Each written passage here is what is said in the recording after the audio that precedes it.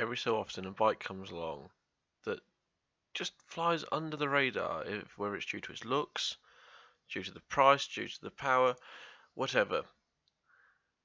With the new Z650 coming out, it's time to look back at the ER-6N and think, was that one of those hidden gems? Alright, it might have been a bit heavy, and it's not a brilliant looker.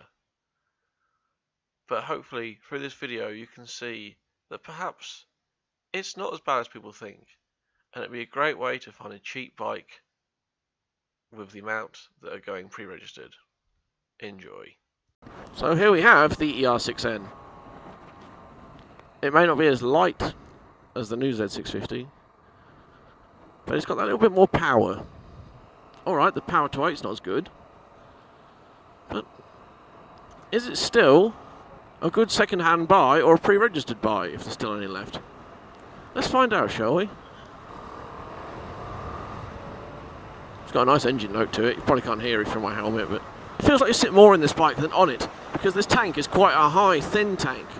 It's got a nice room for your legs, and because it's a fairly thin seat, it works quite well for people with shorter legs. Myself, I can put my feet down with my knees bent. Not a lot, but a bit. Alright, it might not be the greatest looking bike in the world, with a styling somewhat unimaginative or uninspiring to a lot of people, and especially in this colour scheme, though I have to say it has grown on me, with this kind of cream and black with a hint of orange. You've got a nice backlight, or blue light. You've got a nice backlit digital display. You've got a nice blue light there. It's got eco riding mode. It tells you when it's got an eco mode. It tells you the odometer, how much petrol you've got left. You've got like 2 trips, miles to the gallon US, range. So you've got your average and your current. You've got 179 mile range. It can be changed to the UK. I'll have to work out how to do that one. And the clock. Albeit the clock wrong, because he hasn't changed it yet. Well, let's give it some windy, shall we? Ooh. Tell you what does help if you stick it in the right gear, but...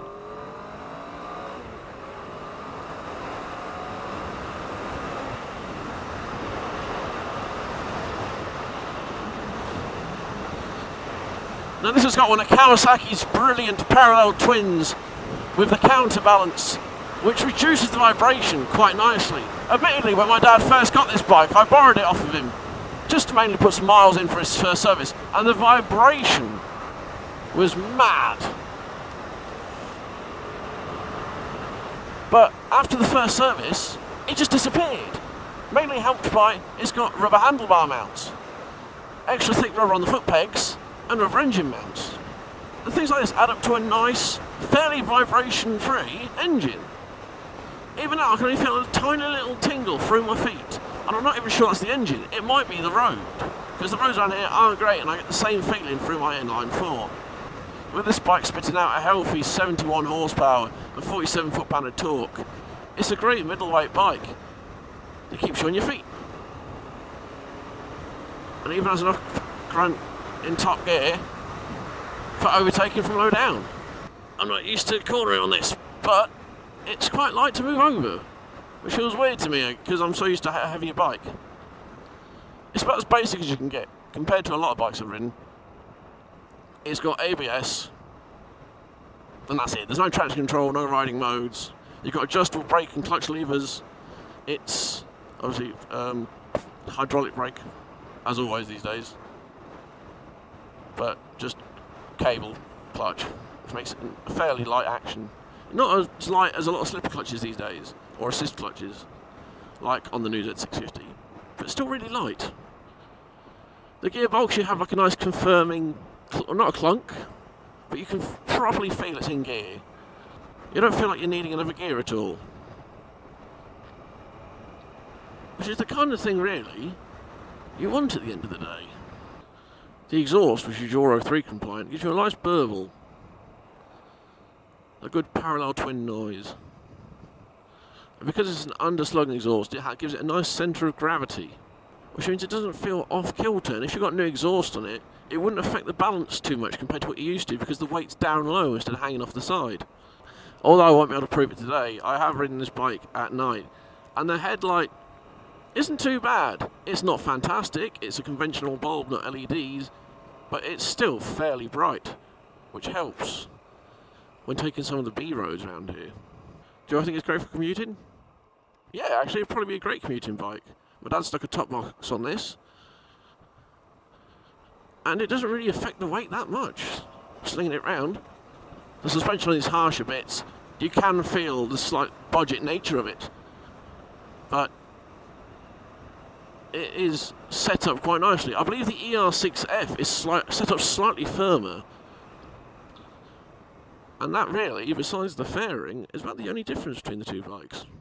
Though good luck out finding an ER-6F pre-registered.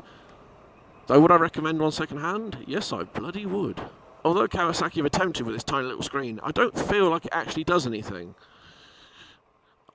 I feel like a taller screen would have been a better option to put on. Although you can buy an aftermarket screen, which does make it feel a lot better. It's just a matter of finding your personal preference for your height and build. The seat itself gives you a little bit of room to manoeuvre. I'd say it's padded a fair amount. It's a firm seat, but it's a comfy firm. It's not overly harsh like a sports seat, but it's not really saggy like those big kind of king and queen seats you get.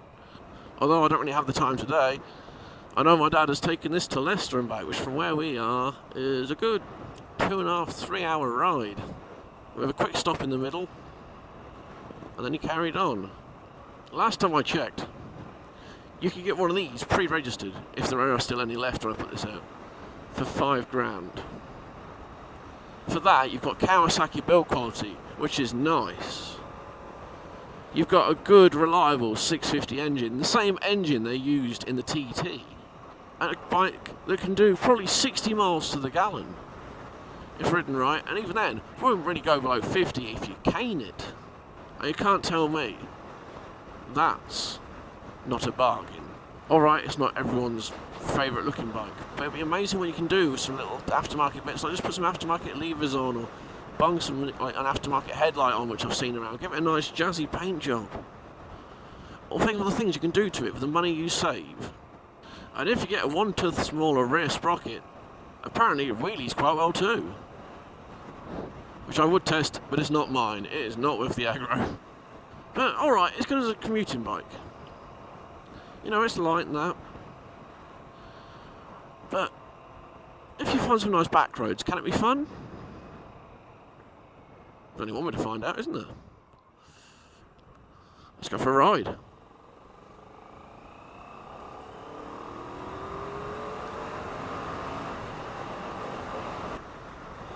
Alright, the suspension might not be the best.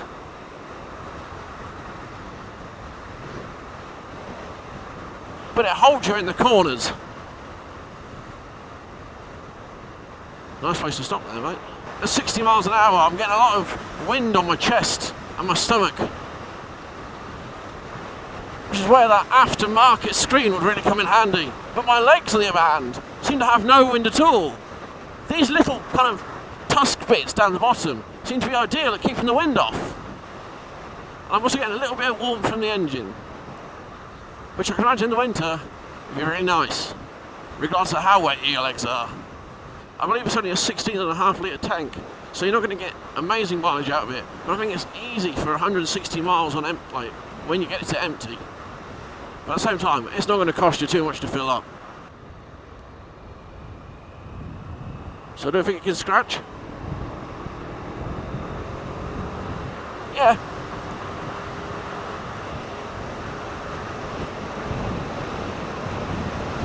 Oh, shit!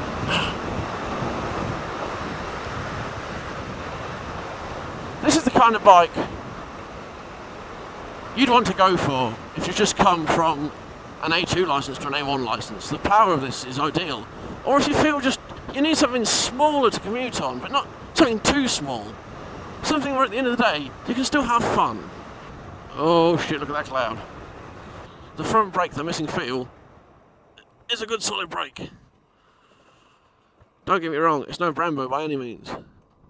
Or with simple 2-pot calipers. This mirror seems fine. That mirror somehow seems to be too far in. Like, even when you adjust it back, it's still just not right. I don't know how they've managed to make that, but personally, I think this bike would look a lot better with some nice bar end mirrors. To be fair, I can't think of a bike that wouldn't look better with bar end mirrors.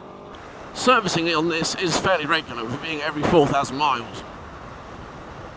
But I believe the valve clearances aren't until something like 26,000 miles, which means you've got, depending on who you are, a good 2 years to 4 years of cheap, just essential services, which honestly you could do yourself. The stuff on this is so accessible. But enough about that. Let's have a walk around, shall we? No, somewhere nice and quiet.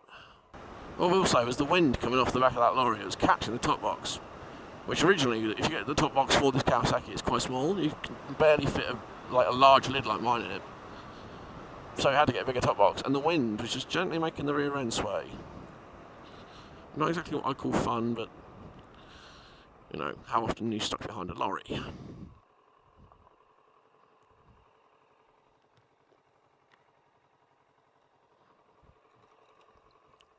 It's alright. Obviously he's got the bigger top box. Love the gull swing arm on that. Look at that. It's not as nice as the new one, don't get me wrong, but that is a nice job. There's a spring I was talking about. Horizontally mounted spring.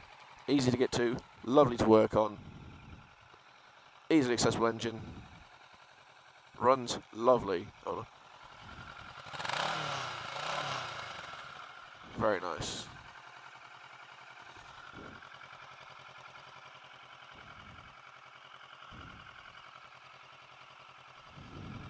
Runs a 120/70, 160/60 front rear. See what I mean? Like the shape of this tank is fairly high, but it kind of keeps you in. I keep your legs in. It's quite nice. Oh, look at the fucking bending on those pipes. That is some beautiful craftsmanship. There's that kind of uninspiring front headlight, but it's, you know, it does what it says on the tin. Let's stick the old main beams on. Now that is fucking bright at night. I can tell you that now. You can probably tell now. I think the mudguard's a bit short. I'd probably get a extension on that if I could, like a fender extender. But comes with the old rear guard as standard. You know, liquid cooled 650cc. Got good pillion pegs. There, that's a bit wobbly actually. What the fuck? But I've seen people with, you know, significant weight getting off of those. The rear pillion seat's the same. Like, it's not actually quite as soft, or it might be because this has had more ass on it than that one has. But it's fine. Well, also, it heats like a bitch when you stop. Ooh. So I think at the end of the day, you've got to ask yourself, would I rather spend £5 on this and have money left over to make it mine, or would I rather spend £6.5 and basically have less money to personalise it on the new Z650 or just a different motorcycle entirely? I think this is a good option. If you can find a low mileage second-hand one, that's another good option, especially if you've got one with the first service out of the way. That means you don't have to have the silly restraints of having to have it at a maximum of 4,000 miles, or 4,000 revs. Excuse me. I had the hiccups and my brain farted. Is it really going to be that bad? Please like and subscribe to this video. If you subscribe, click the little bell next to the subscribe button. It lets you know when my new videos go out. They're not going to be as regular as they used to be due to money and time constraints. But I will do my best, damn it. But anyway, you guys have fun. Feel free to follow on my Facebook page or friend me on, Feel free to follow me on my Twitter page or friend me on my Facebook page, which I've just started up. The links will be in the description below. Cheers. Oh, I'm going to bail out. Cheers.